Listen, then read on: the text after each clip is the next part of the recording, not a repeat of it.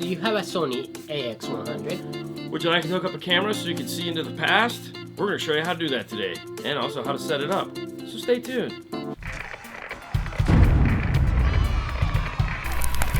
So when going to install your backup cameras typically have two wires coming off of them. Some form of a ground and some form of a power wire. What you want to do is make sure that the ground is grounded somewhere to the car. You can either ground it back by the camera itself, inside the frame or whatever, or run it up to the front behind the radio. This is going to be hooked up to an accessory, not the reverse lights. You want to make sure that the camera is accessible whenever the radio is on, which we'll demonstrate in a little bit once we've hooked it up. There's a third wire that you need to connect also, and that's on the harness itself. It's going to be this purple white wire right here that conveniently says reverse in. This needs to get connected to the reverse light feed.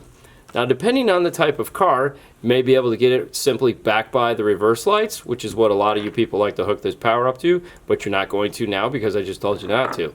So then what you'd end up running forward is a reverse light trigger, the red accessory wire, and the black ground. There again, the ground is optional. You can just ground the camera in the back.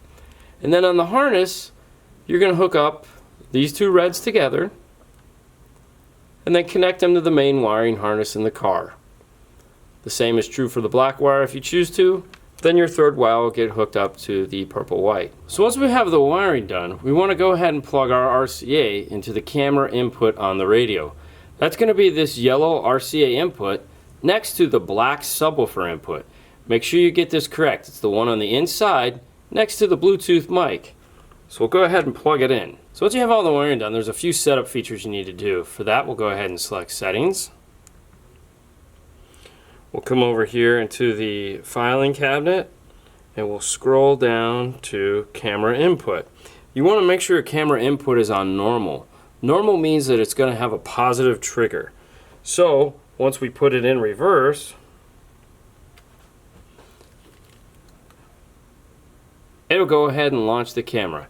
It'll say check surroundings for safety and give you the backup lines. Now that brings us to our next setting. We want to scroll down until we see rear view camera settings. Now what this is going to do is automatically turn on the backup camera and give us the ability to go in and move these three lines. So by selecting 1, 2, or 3, that's going to correspond to these. We can go ahead and move them down. We can also make them wider and make them not so wide. So once you've set them up, go ahead and select the back arrow, put the car in reverse, and you'll see your new settings take place. Now on the home page, you see the rear camera option. If you go ahead and select that, it'll also pull up the rear view camera so that you can see what's going on behind you. In this case, we're looking up my nose. Hey, look at that. He's picking his nose.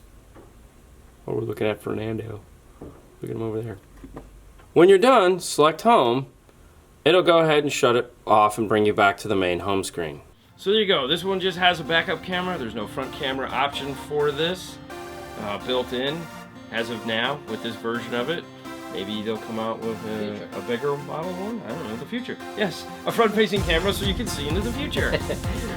Oh crap, here we go. Yeah, come on, let's just end this. Alright, so thank you for watching. You guys can find us on Facebook, YouTube, and Instagram. As usual, like, share, subscribe, thumbs up, ask questions, and we will see you when?